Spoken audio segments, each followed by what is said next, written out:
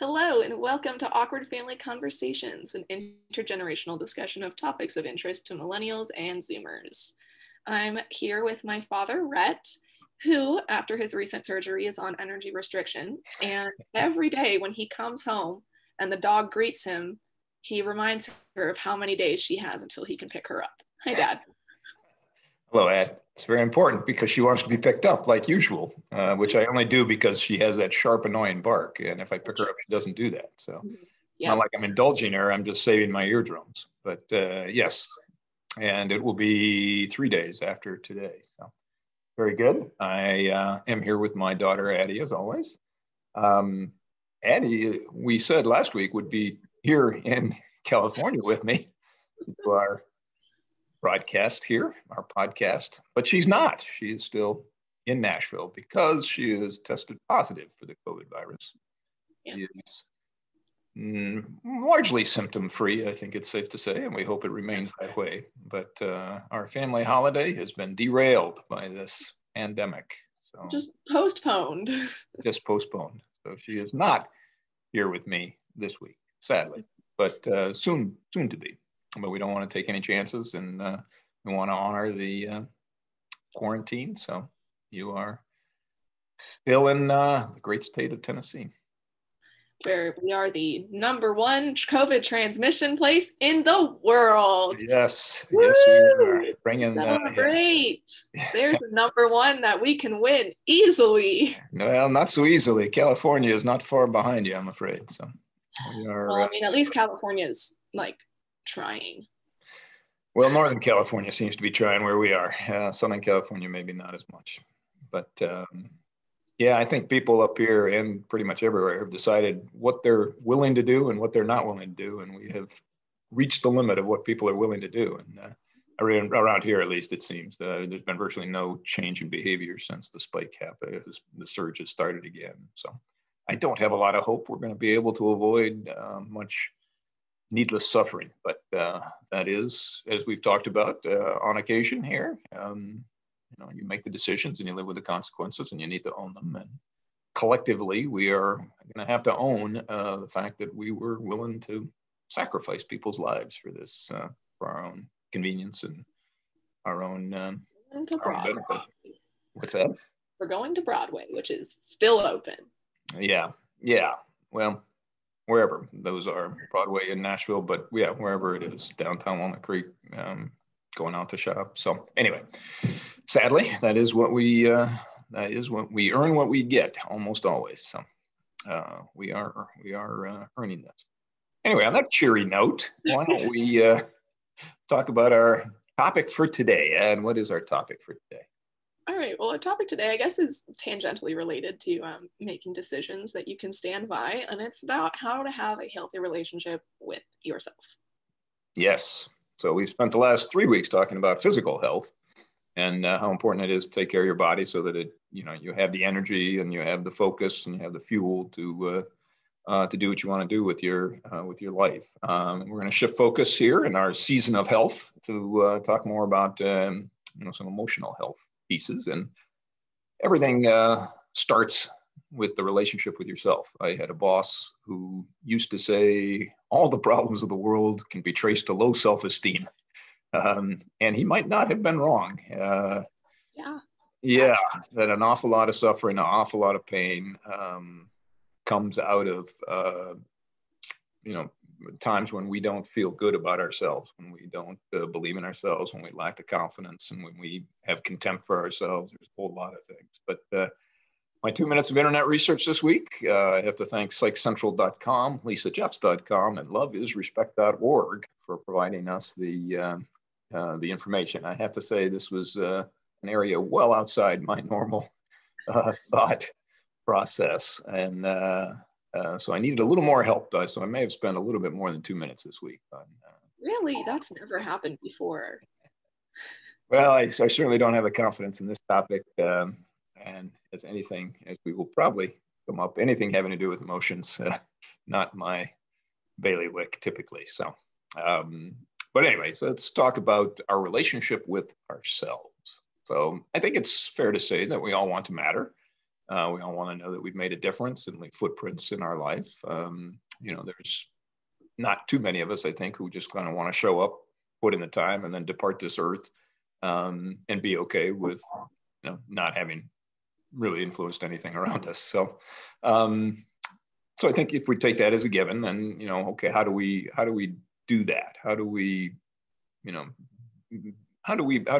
be a person that makes a difference in the world around us? And so, to be able to do the things we need to do day in and day out to accomplish whatever goals we have to be able to concentrate energy, resources, attention, and sustain effort on those things. And so, we need to be free of distractions and limiting factors.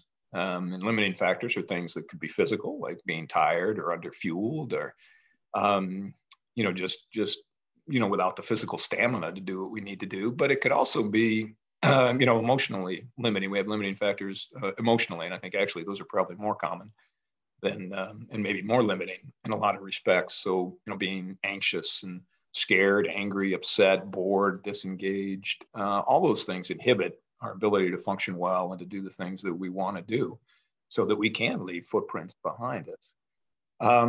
So to be most effective, obviously, we need to be right with our body, but we also need to be right with our minds and our emotions. And that all starts with kind of a healthy relationship with ourselves. The healthy relationship with the self really is the foundation for healthy relationships with others too. And we're going to talk about that in coming weeks. But, if you don't take care of your own needs, you're either going to go without, so you're going to be deprived. And these are emotional needs we're talking about specifically here. Your need for belonging and your need for, a sense of esteem. All of the things that go into making you feel good about yourself. If you don't take care of those, if you don't take care of your own needs, you're going to go without them. You'll be needy, I suppose, or you can have to find somebody else to meet those for you. And that's maybe not the healthiest relationship, because it kind of puts a relationship out of balance, and every relationship over the long term needs to be in balance. And if somebody is always taking care of the needs of somebody else, that can lead to a lot of unhealthy things, as we'll probably talk about in the coming weeks. But to be able to have those healthy relationships with others, you really need to have a foundation, a good foundation in a relationship with yourself. So what does a healthy relationship with yourself look like? And what do you think of when you think of a healthy relationship with Addie? What does that look like? What does that feel like? I'm trying not to just read off what you wrote here, but that's pretty much what I have to agree with, which is say now, self-care, but not only in the way of face masks and bubble baths, the way that's often presented, which is great. Absolutely do those things, pamper yourself, you deserve it.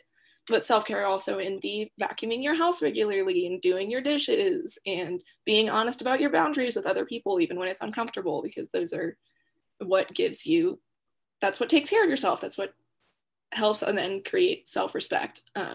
So healthy relationship with yourself is just knowing where your boundaries are and being able to enforce them, and also knowing what brings you comfort. And if that's having a clean house and making home cooked meals, then you should do those things, even if they're hard.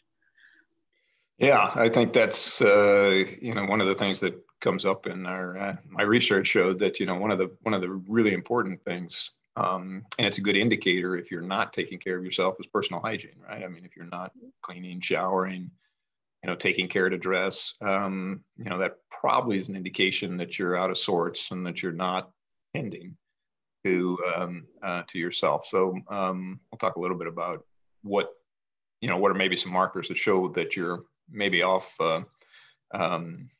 track with yourself. But yeah, a healthy relationship really has a lot of dimensions to it. And you've touched on a couple. That self-care, that you take action to give yourself what you need to benefit yourself.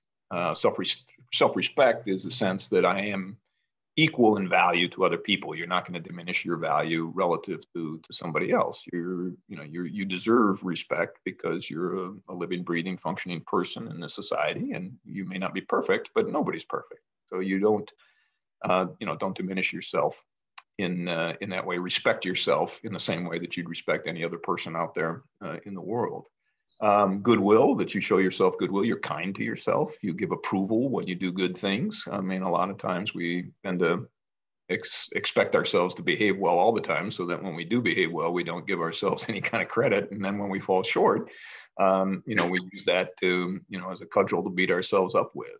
And, it's important in this sense of goodwill, just, kindness, generosity to yourself, give yourself the benefit of the doubt sometimes. You're trying. That doesn't mean everything's going to work out the way it does. And when it doesn't, tell yourself, okay, you know what, I made a good effort, but it didn't work out. And if you can fix it, by all means, try to do that. But, don't expect yourself to be perfect, so greet yourself with goodwill. And then finally, self-love, and this is a difficult one, very squishy. A lot of this stuff is kind of squishy for us analysts in the house, but, you love yourself for being yourself, unconditionally, the same way you love anybody that you love. Appreciate who and what you are, recognizing you're not perfect and nobody's perfect. You love other people who aren't perfect. Love yourself, and love yourself for all the good things you are, but also accept yourself for things that maybe you're not flattering, that aren't so flattering. You've got a temper, or you're, kind of aloof emotionally, or whatever it happens to be. So a healthy relationship kind of has all those positive aspects. Have a little addition here, kind of goes under goodwill, but also tying everything together. A friend of mine, we were working together at Ocean Way, and it's just a long job and a lot of trying hard for little rewards. I said something about like, just trying my best.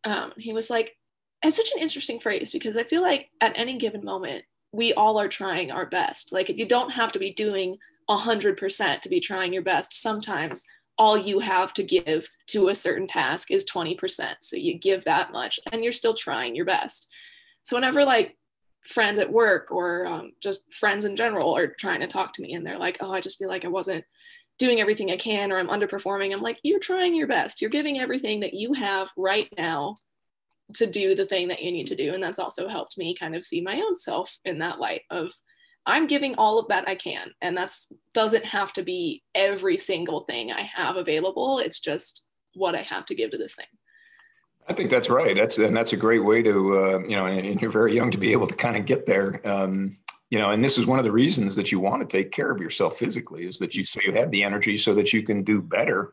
That your best is actually becomes greater over time, because you have more energy, because you are more focused, because you have, cleared yourself of distractions. You've learned how to concentrate on a task at hand. But you're absolutely right. I mean, I worked for Charles Schwab for many years, and there was our CFO during that time was Chris Dodds, and he once shocked us all at at a finance department meeting by telling us that he didn't want us to be an A+ finance organization.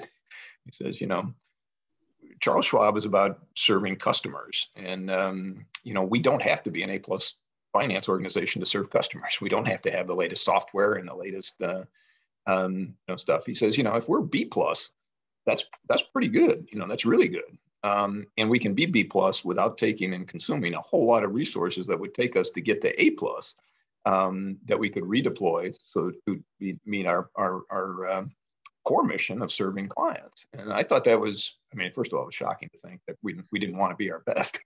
But, his point was, let's focus ourselves, and whether that's individually, and in this case, he was talking about an organization, let's focus on the stuff that matters most, and then do a passable job. He wasn't telling us not to care. He wasn't telling us not to try our best. But what he was saying is, we're not going to have the resources to do everything we could do.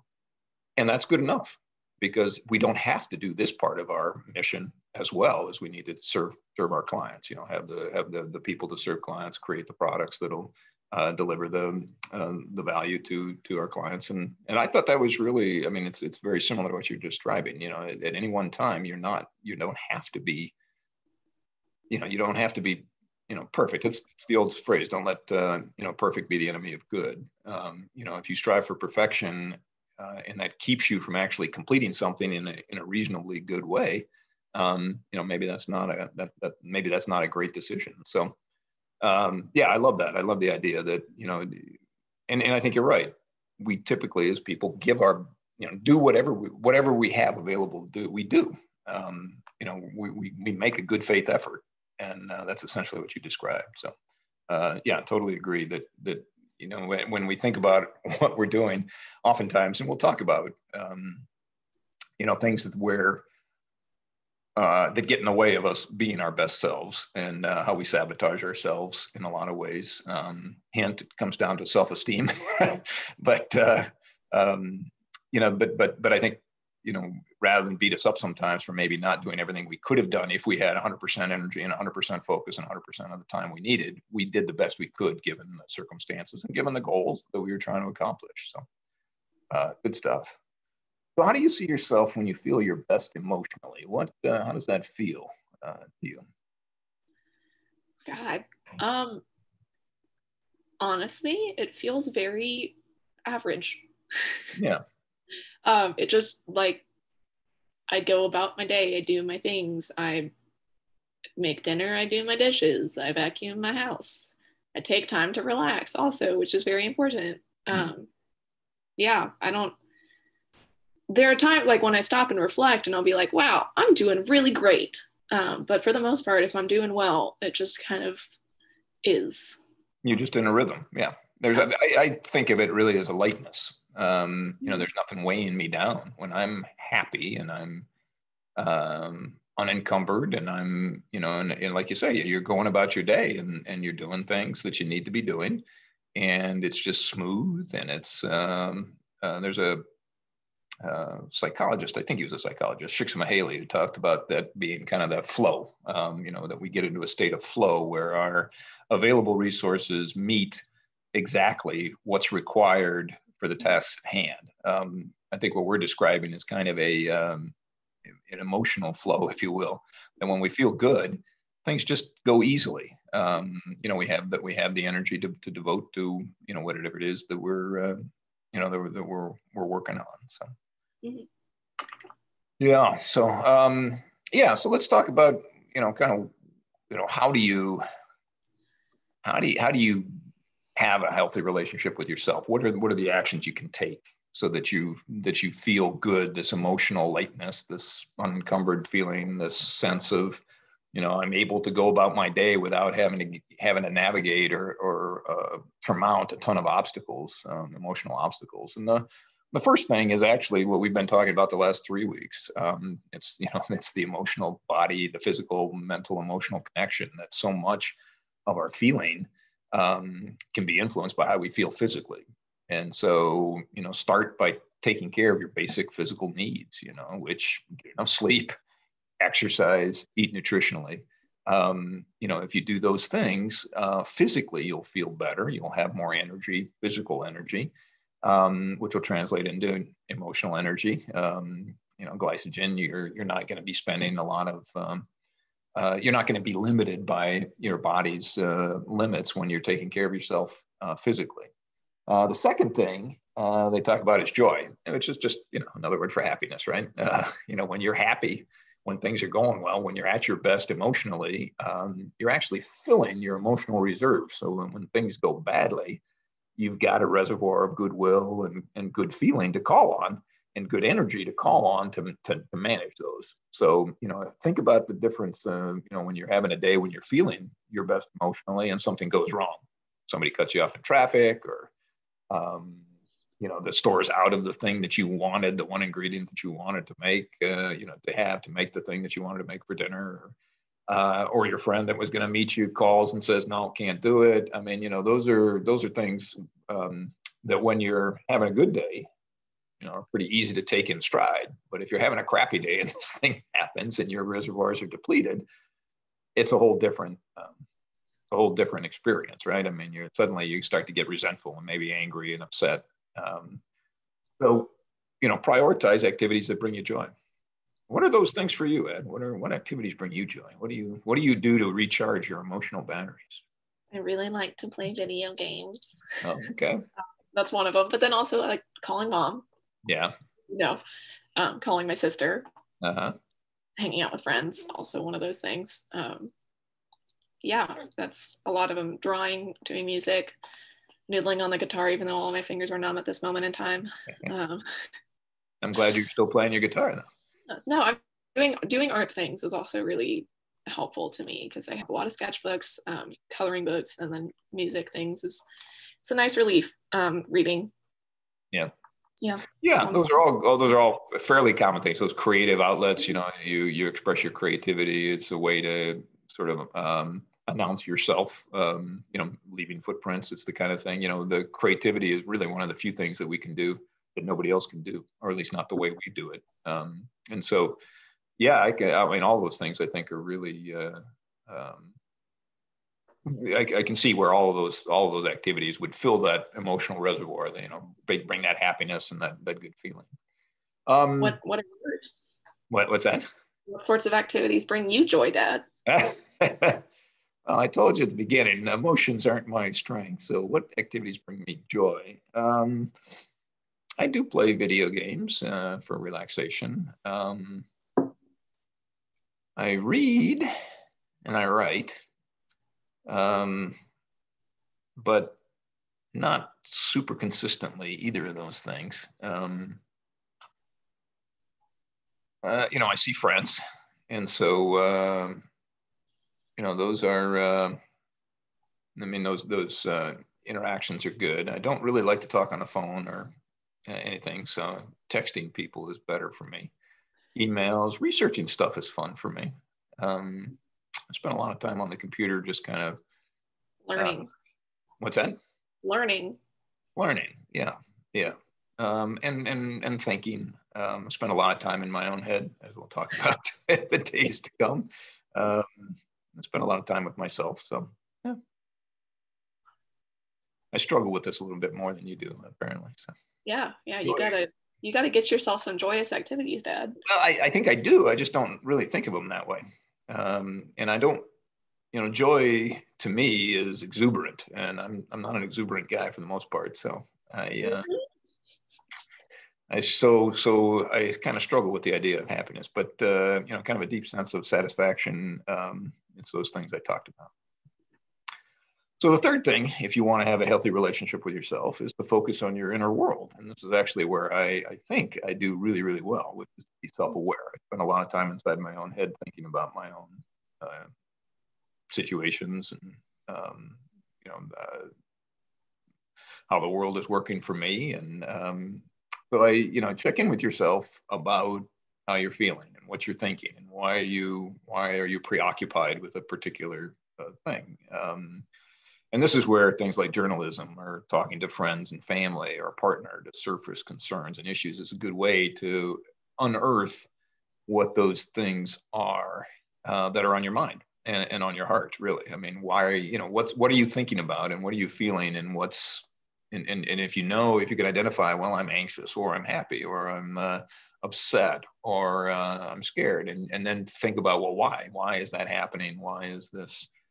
Why am I feeling this way? That self-awareness can, you're checking in with yourself. You're just not letting those feelings sort of, we'll say fester, but it doesn't have to just be a negative emotion. But you should know why, what you're feeling. You should be able to identify that, and what you're thinking, and then explore why that is. Why are you focused on that? Why are you remembering something that happened 8 years ago right now at the point in time?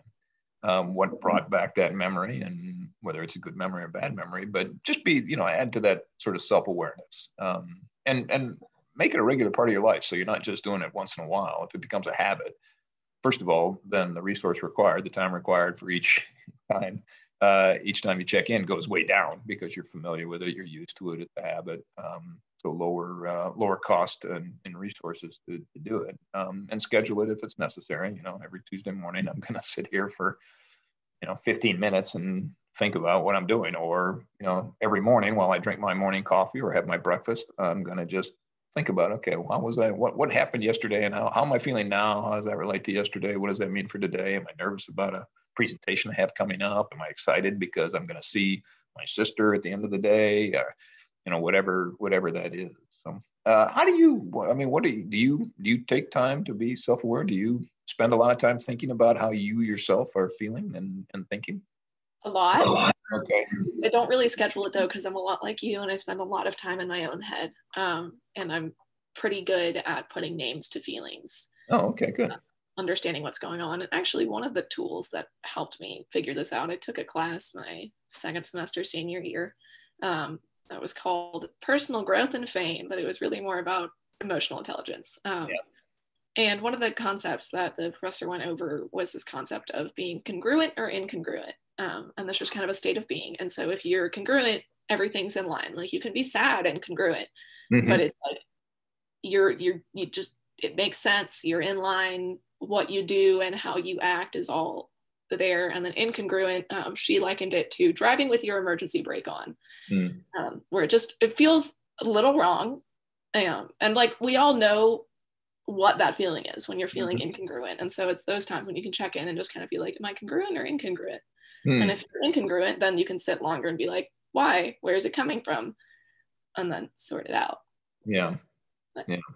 one of those things helped. Yeah, no, that's a great way of thinking. I like that.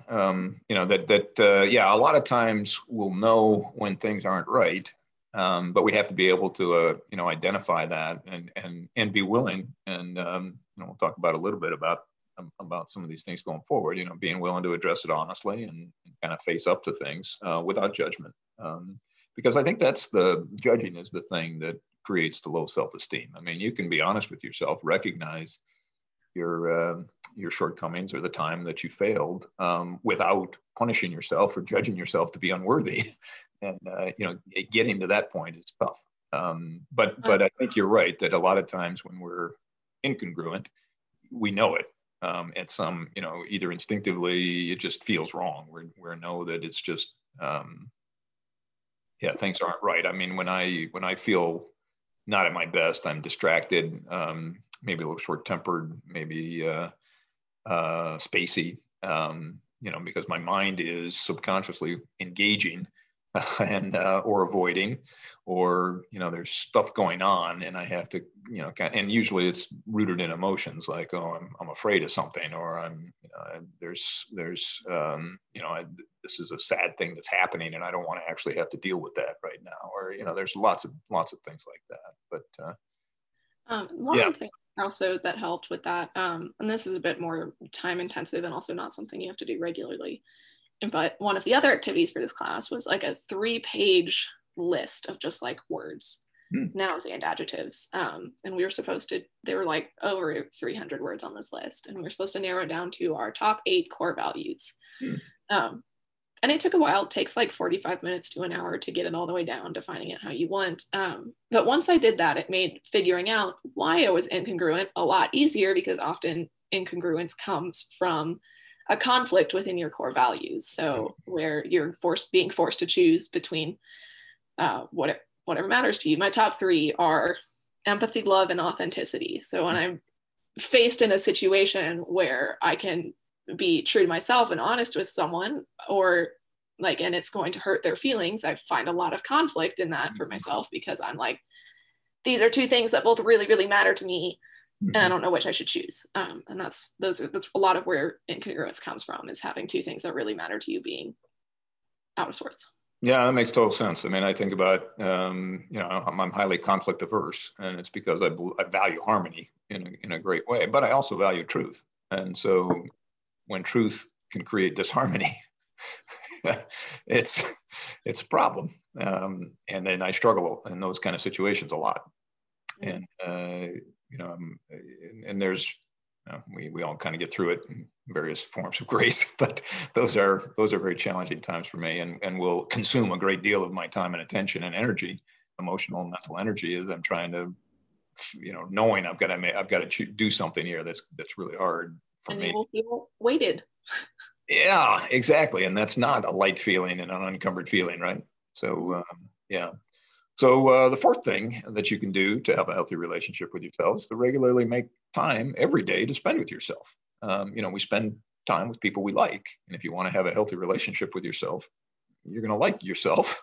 If you want to like yourself, which is, this part of that's a good indicator of a healthy relationship. If you like spending time with yourself, make sure that you are, because a lot of time the we tend not to spend the time with ourselves because there are a lot of demands on our time, especially when we have a partner and children and job and, all kinds of stuff that are demands, and we have limited time and time as a resource. We're often willing to give ourselves short shrift. And it doesn't have to be long. I mean, and this is, we can kind of do this with that self-awareness thing we just talked about. Maybe take your coffee every morning and just say, you know what, this is my time for me. I'm not going to talk to anybody else in my house. I'm going to take, or my job, or whenever it is. Maybe it's at lunchtime, you close the door and you sit at your desk, or you go for a walk and it's just you. And maybe 5 to 10 minutes is all you need to just kind of check in and say, okay, I'm going to spend some time with myself, not on my phone, not talking to anybody else, not reading up a report or anything. I'm just going to take this time and I'm just going to be present with myself. And, I'll have a conversation with myself, and maybe this is when I do my check-in. How's my energy level? Am I happy? Am I bored? Am I excited? Am I afraid? Am I on track with my goals? Do I feel confident? What's happening? And you don't have to solve any issues. You just, need to surface what's going on in your life, and in the same way you would do with a friend. But separate yourself physically and emotionally and mentally from everybody else, and just spend 5 minutes, 10 minutes a day just being with yourself. Do you do any kind of check-ins? You said you don't do any. I don't like check-ins, but yeah, I don't sit down and I'm like, okay, this is my time with myself. But in the morning, I make sure I wake up early enough that I can drink my coffee and stare at the wall. Okay. Or sometimes on my days off when I'm cooking is a lot of like self-reflection time, because I can kind of have that like in the back of my mind, and then the forefront of my mind is like, okay, what's going on? How am I feeling? What's life decisions? And then also, shower thoughts are called that for a reason. Shower is a great time to be alone with yourself, because you can just be. That's true. That's true. Yeah. You. No, that's right. If you take the time to think, if you're not just focused on getting through the shower, right, cleaning yourself, washing yourself, rinse yourself off, and getting out. If you actually spend the time doing life, so yeah, well, yeah, that's great for me. Exercise really is that time, and oftentimes I exercise with other people. It's a social time for me. But when I am exercising by myself, I find that that's a really great time. Swimming was always one of the things for me when I was on swim team. I would have, and especially on long sets, it would be a lot of time just alone. Like you can't even hear other people. So it was just you. Yeah, that's true. I'm thinking when I'm doing pool swimming, that's true. When I'm in open water, it's a whole different thing, because you have to be much more, your senses have to be much more attuned in open water. But you're right, when you're in the pool, it's you and the black line and two walls. So there's not, you can actually put yourself on autopilot, navigate that without a whole lot of, risk, worrying about other things. I think too, when I used to drive, found that was a really relaxing. I don't like driving around in town, but I do like road trips when I can get on the road for an hour, 2 hours, 3 days, whatever it is, and just drive. And I found that really relaxing and good opportunities for introspection.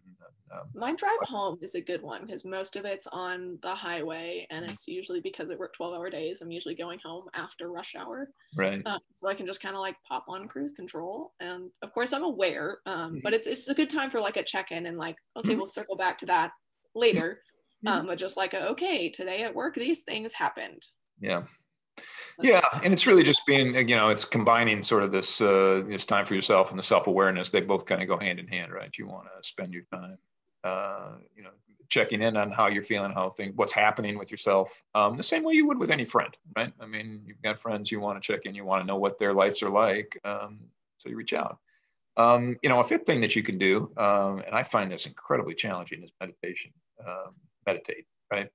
If you're meditating, the idea is it gives your mind something to focus on. So you have an anchor, and you can use that anchor. Can be like breathing or a mantra that you're repeating. But, the idea is that you're slowing your mind down. You're trying to quiet the mind so that it's not racing, and you're just observing. It's kind of like the waves in the ocean going in and out. You're supposed to just observe your thoughts as you have them, and then you're supposed to release them. You're supposed to recognize the thought and release them. And the whole point is to try to, reduce the noise in your mind, all of the frantic, chaotic thoughts that we all have. and you're not judging, you're not shaming, you're just acknowledging that thought and letting it go. And boy, I can't do it. I haven't really tried, but it's so frustrating for me. But if you can do it, and I know many people who do it, it really can be a calming exercise. It can create the space in your mind so that you have the ability to see things maybe with more clarity, which is only going to help your decision making going forward. Have you done any meditation? Have you tried it? Sometimes, yes, I'll go through phases. My biggest tip with meditation is start, but you have to practice. Like Yes. your first time, you can't sit down for 15 minutes and meditate. It's going to be 5 minutes, and you might have like a second where it's empty, and then something happens and you're distracted again. But then like you come back the next day. So I'll get into it, and then I'll get out of it, and then I'm like, oh crap, I have to practice again, and I don't want to go back to it. But yeah, I've done it. It's nice. Okay. Mindfulness has actually really helped with a lot of my mental health issues in terms of managing stress with everything, is being able to zoom out and kind of be like, this happens a lot when I'm driving home from work too. I kind of zoom out and I'm like, okay, I'm stressed. It's a long day at work, but I'm 22. I live alone. I have an awesome job. I have friends. Like, I'm in my own car driving home. This is good. I'm doing well. Even if I feel bad, I'm doing well. And like that kind of, it's that mindfulness that helps with stress and decisions, and just being more aware of where you are in your life. Yeah, and I think that's that self-awareness. I mean, mindfulness, those are kind of similar concepts. I think, just being aware of where you are and having perspective too. I worked with a woman many years ago who was really upset because she and her husband were, oh gosh, I mean, she was probably early 30s. Her husband would have been about the same, and she was upset frustrated because she looked at her parents' house and she was like, we don't have a house like that, and my parents are doing these vacations and we're not doing vacations like that. It's like, yeah, but your parents have 25 years on you, 25 working years where they're making money and creating the resources and savings and things for you to do. So your comparison point is faulty. It's unfair to you to compare yourself to somebody who has those other advantages. And so and we'll talk about the comparison, especially as we start to get into things that get in the way, things that create low self-esteem. A lot of times, we'll compare ourselves to other people and find ourselves wanting. But most of the time, those comparisons aren't fair, or we lack full information set, for instance. So the last thing that we talk about when we're having a healthy relationship with yourself is you're kind to yourself. You are your own best friend, right? You're a best friend to yourself. And so what does that mean? Well, what do you mean when you're a good friend to somebody? What are those kind of behaviors? The first one is that you're kind, and you're generous in your assessments of them. And if you're going to assume that they're good people, even when they do things that aren't maybe good, you're assuming, well, they just made a mistake. Same thing with you, right? Assume that you mean well.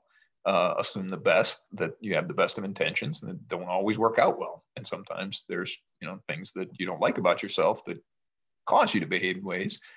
It doesn't make you a bad person overall. So greet yourself with kindness.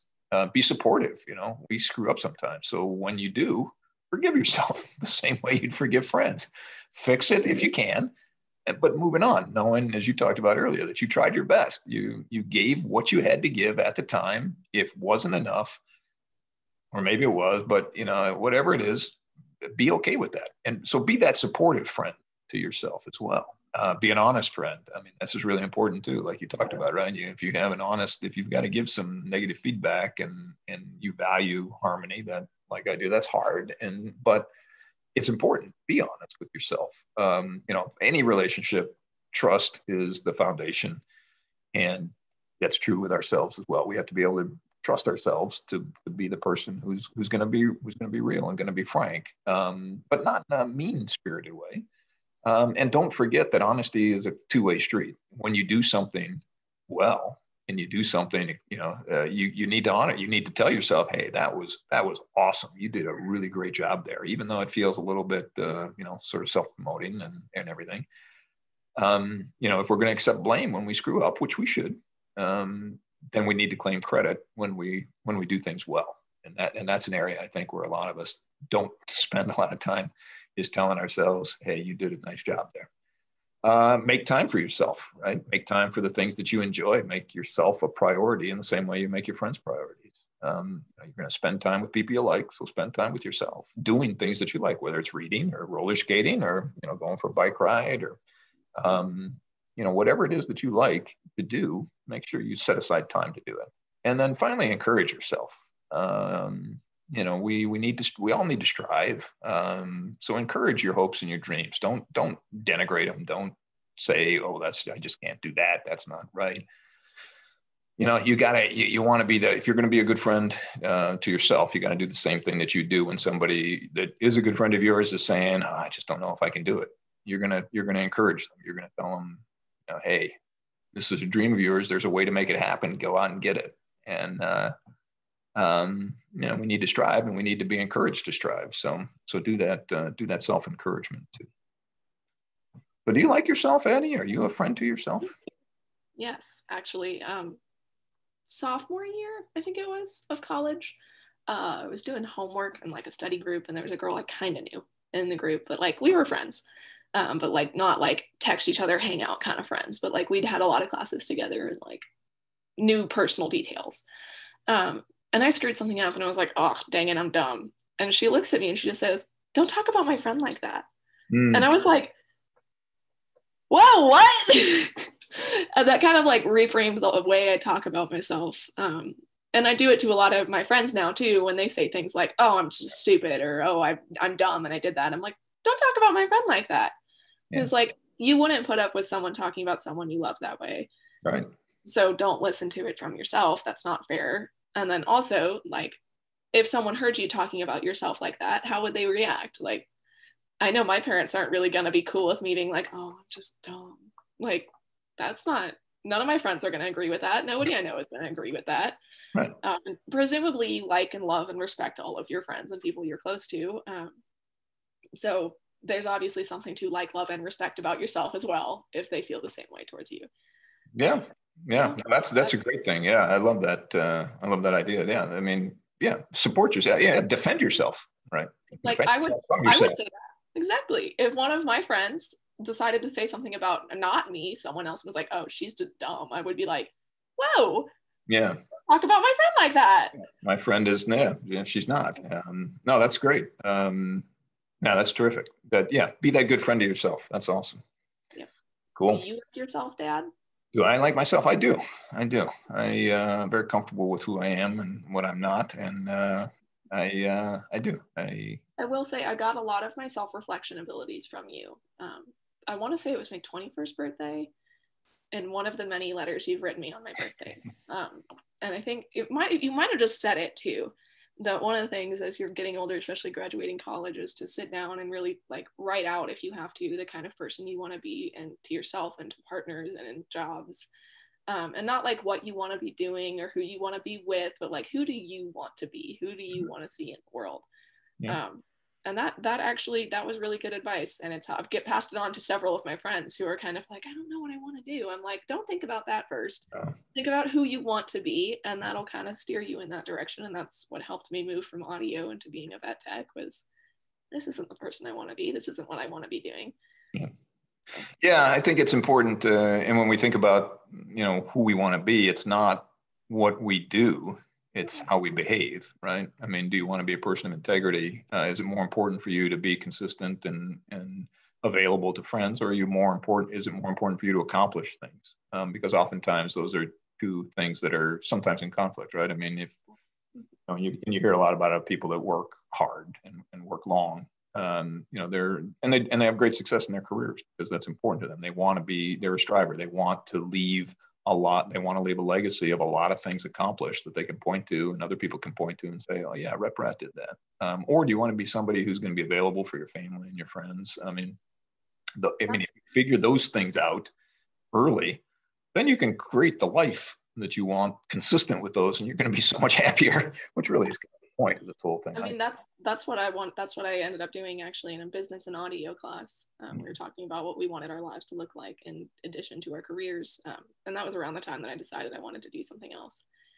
And one of the things that pushed me in that direction was just like the expectations in audio a lot of the times are that you would work 18-hour days and come back and work the next day for another 18 hours, and do that every single day of the week. Mm-hmm. And like, it was looked down upon to take a mental health day or to not come to work because you were on a date or out with friends or something like that. Like, it was not something that they saw as a legitimate excuse.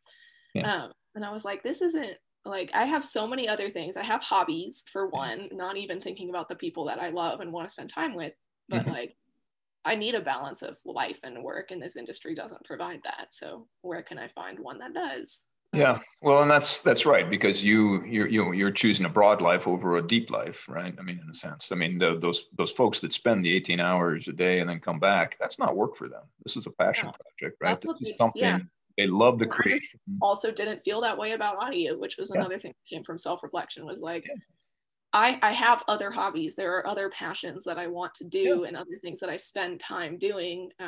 Where, like, I mean, I saw it because one of my best friends, Cameron, is very much that type of audio person, yeah, yeah, incredibly musical, and went to high school in music, and put on like multiple concerts while he was in high school. Like, this is what dude does with his life. yeah. Um, and I mentioned something where, and I was kind of debating, and I was like, yeah, I have other things I care about. Like, I take math classes for fun. And he was like, I can't imagine taking an elective that's not music related. And I was Yeah. like, I can't imagine taking another one. And I was like, okay, yeah, we're just cut from different cloths. Like, he's the type of person this is suited for, and I'm not. Exactly. He's found, I mean, and what a great thing for him to have found the thing that fires him and gives him so much. I mean, that gives him energy. That's going to be a source of energy for him. I mean, whenever you find something that you love to do, it's not work. It really isn't. And in the fact that you're willing to, kind of come home, sleep, get up and do it again. I mean, the people that do that end up, not everybody who does that ends up being, a difference maker, more broadly, but everybody who's a difference maker in that larger sense of the world is focused like that.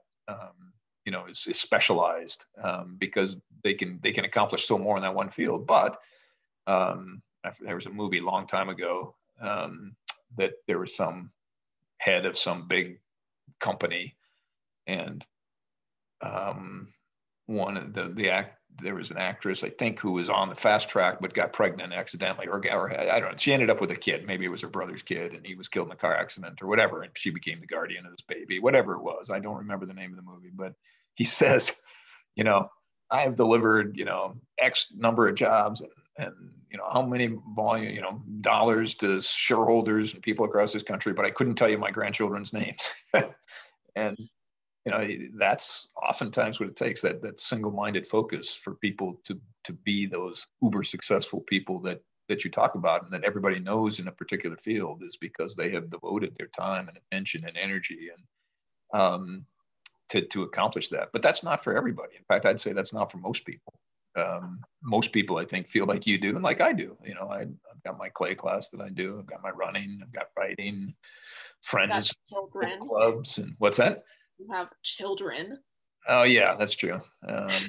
So there's a lot of things that I do. I want to live a broader life than a more narrow life. I like to travel. I like to do things with people I know, and I have a lot of different groups of people that I interact with. And to me, those are really important to be the person I am. And that's how I.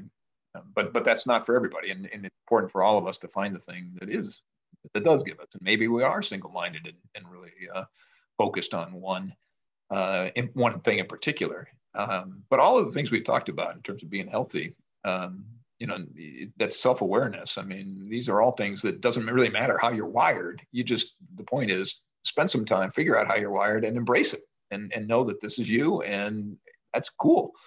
And then do your thing, right? Do you. But there's an awful lot of things that we do that keep us from being our best selves. We sabotage ourselves with a lot of behaviors. We've talked a little bit about them. Kind of when we're out of sorts, where maybe we don't have alignment in our core values.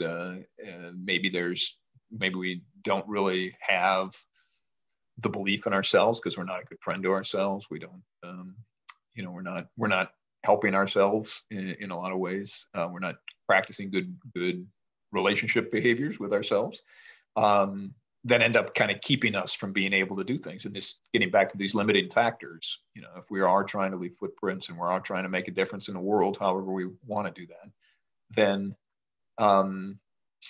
what are those limiting factors? And a lot of limiting factors are self-imposed.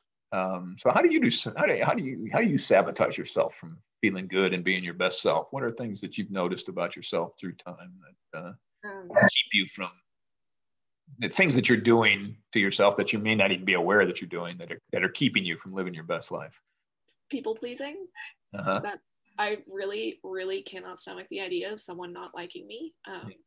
So when presented in a situation where I have to choose between someone not liking me or being honest with myself and who I am, I tend to choose kind of warping who I am and what I believe in and how I act to fit more what this person expects or wants from me. And then it never really works anyway. Yeah. Why? And then two, it just kind of makes me feel bad about myself, and it kind of diminishes that self-respect of like, but you're not being who you are. Do you not like who you are, kind of thing, even though I do. So people pleasing is definitely a thing that I turn to that ends up being sabotagey. Yeah. I don't want people not to like me, so I will change a lot of things about myself, which is not healthy or good. No, it isn't. But you're right. It doesn't work long term either. And it makes you feel bad, and it just contributes. You end up having a real relationship with that person because best case scenario, you end up close to them and you're not being honest with yourself or with them about who you are, and you don't have a deep relationship. But worst case scenario, they can tell you're not being genuine and they like you less. Yeah, well, as we talked about, and we'll continue to talk about, trust is the foundation of any relationship, and trust comes from honesty. And you're right, and it's hard. I mean, I think everybody, well, almost everybody is going to feel that same conflict, right?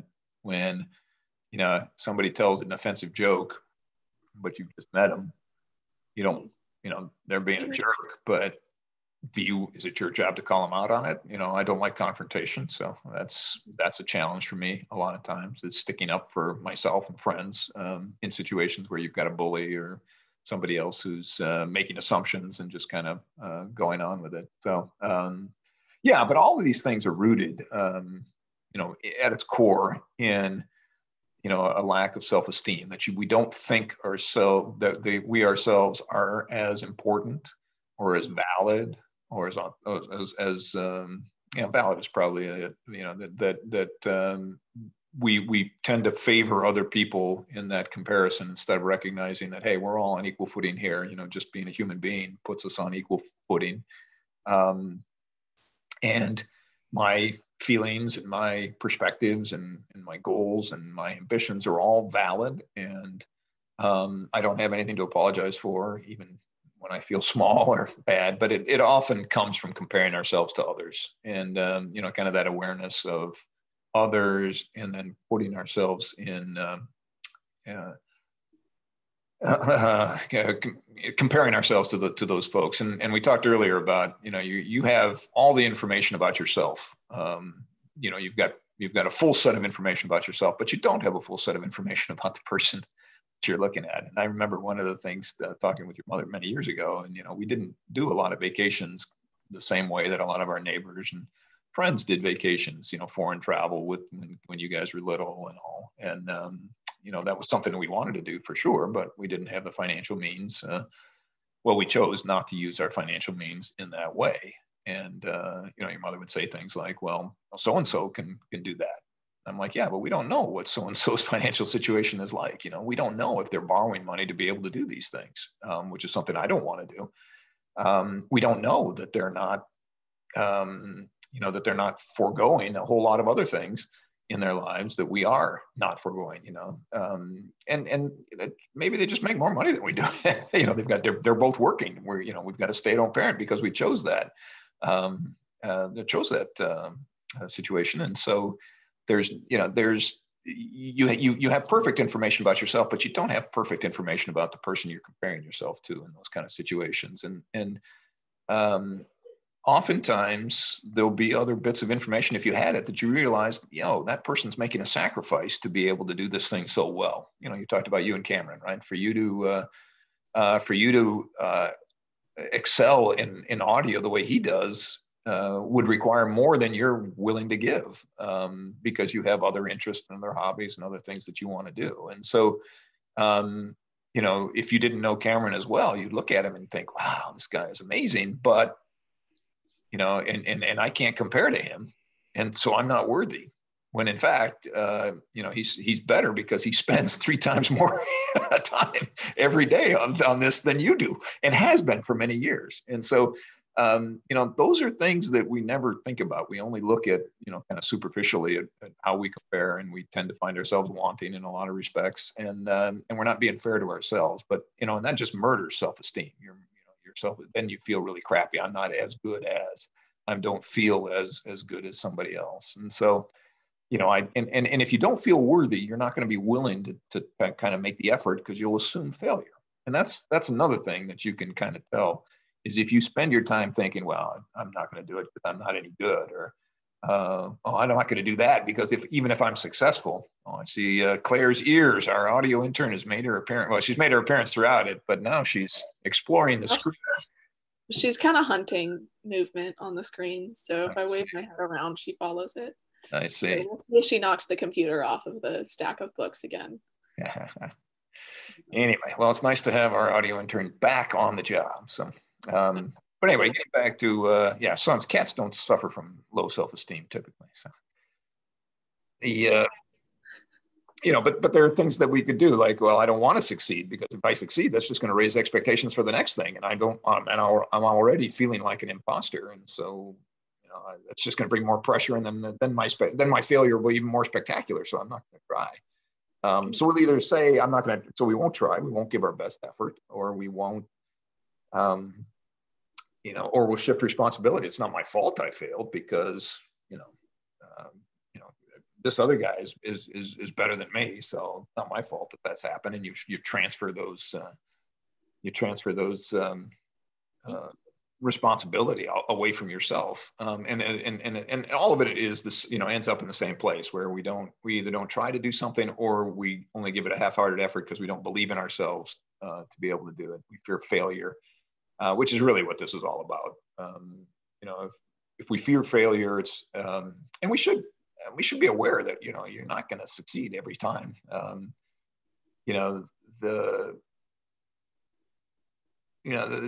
That's something that we've got to. I mean, that's probably the cure for low self-esteem is just recognizing that everybody fails, and you're no different, and doesn't excuse not trying, but that's just. Failure is part of it. You will fail, and it's okay to fail, and get out of the judging part of it. Again, it's the judging that leads to the low self-esteem. I like sports, and sports analogies are often overused, but I can't help but think of these, when you think about the greatest athletes of all time, Michael Jordan, is talked about as one of the greatest winners ever. And yet he won the NBA championship 6 times out of something like 14 years. And so, he didn't even win it half the time he was in the league. And yet he's a great champion, and he is. So I think we have to ask ourselves, when it comes to failure, is failure about not achieving a goal, or is it about not trying to achieve a goal? For me, I think it's about not trying, because Michael Jordan wasn't, he was trying every year to win the championship, and he only won, and he won it 6 times, which is amazing. There are some people who've never won a championship who were trying every year to win a championship. Charles Barkley, Karl Malone, John Stockton, these guys were great basketball players. They never won a championship, but they tried every day. They went out and they were doing their best to try to win a championship. They talked about Larry Bird being the great shooter of all time, clutch shooter of all time, and yet game-winning shots, he only made about half of them. So, he was trying on 100% of them, but he only made half of them. I think that's the thing that we have to recognize, is that succeeding is really hard. succeeding in a way that will, regardless of what we choose to do in our life, succeeding at it is hard. It's going to take a lot of work, and it may not look exactly the way you do it, that we have in mind.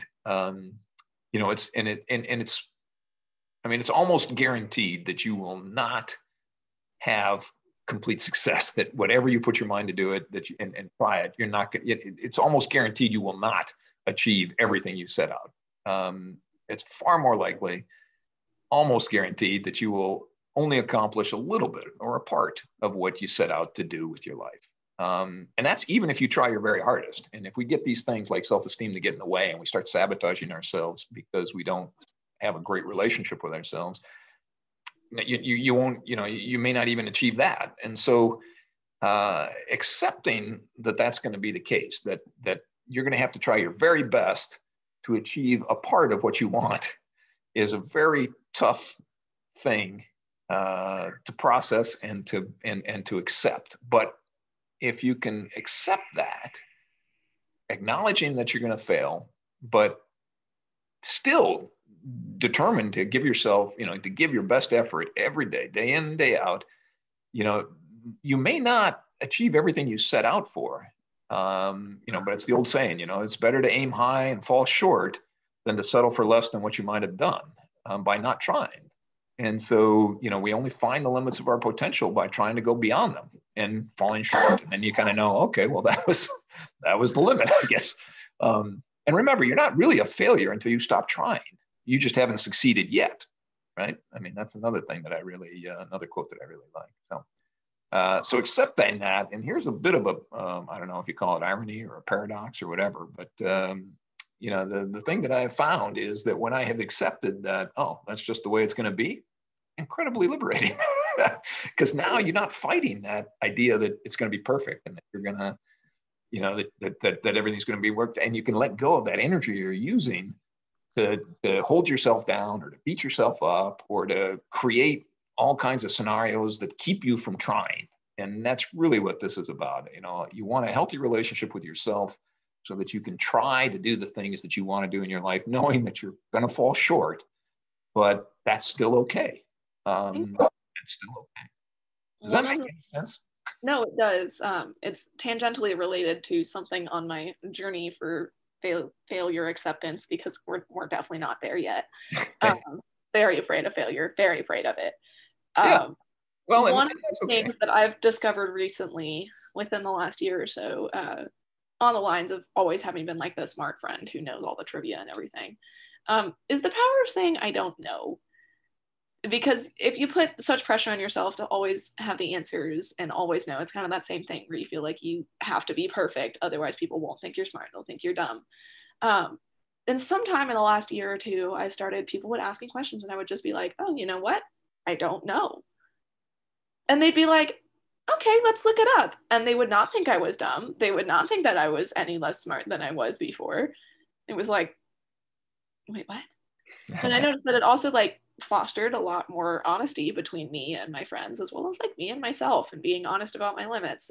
And it certainly helps that the entire knowledge of the universe is in my pocket. But it's one of those things where that is kind of a baby step on accepting failures, accepting that sometimes you don't know, and that you can say that and it doesn't change anything. No one's going to think less of you. No one's going to judge you for it. And if they do, they're jerks. And you weirdly know that when that's happened. When you're like, you know what, I don't know. And someone's like, really? Yeah. You're like, oh, you have issues. Well, that's absolutely right. And I don't think it's a small step at all. I think it's a big step. I think if you can recognize that you don't have to be perfect all the time, and that's what by saying I don't know, it's a small acknowledgement that I'm not perfect. I don't know the whole knowledge of the world and the universe. I don't hold it in my mind. I find I speculate a lot when those kind of situations. I don't see that as a know-it-all kind of thing, but I know some people have taken it that way. That Brett's just spouting off again. But it's for me a lot of times it's like, I don't know, but if I were to guess, I'd say X, Y, and Z. Only I just don't say only if I were to guess part out loud a lot. So I'm like, I wonder if it might be this. But you're right. I think just acknowledging that you're not perfect and saying I don't know is a great first step. When you don't know yeah, I think that's not a small step at all. That's great.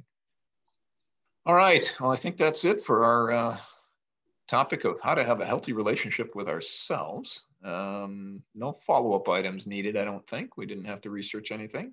No bad words again today. What's our topic for next weekend?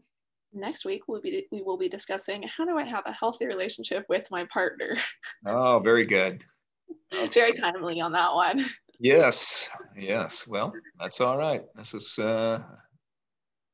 important. Indeed. After you've got a good relationship with yourself, it's about finding, and having a healthy relationship with those people around you, and nobody's closer to you than a partner. It's true. And knowing when to end a healthy relationship. And end a healthy relationship. Yep. All right. Well, you can find us on awkwardfamilyconversations.com, also at Awkward Family Conversations on YouTube, Facebook, Stitcher, Spotify, Apple, and Google Podcasts, or wherever you like to listen, and on Twitter at Awkward Family C1 for some wonderful audio intern content. She's being really cute right now. She is like asleep on my hand. Very good. Extremely adorable. Let us know what you think. Keep the questions and suggestions coming, all 6 of our weekly listeners. Yeah. That's all we got for you this week. I love you, Dad. I love you too, Ad. Stay healthy out there. It's in there because I don't leave my house now. You're quarantined for the next 11 days. All right. I haven't seen a human in like 96 hours. All right. Well, it's important. Stay the course, and we'll talk to you soon. Yes. All right. Love you. Bye. Oops. Once again, I have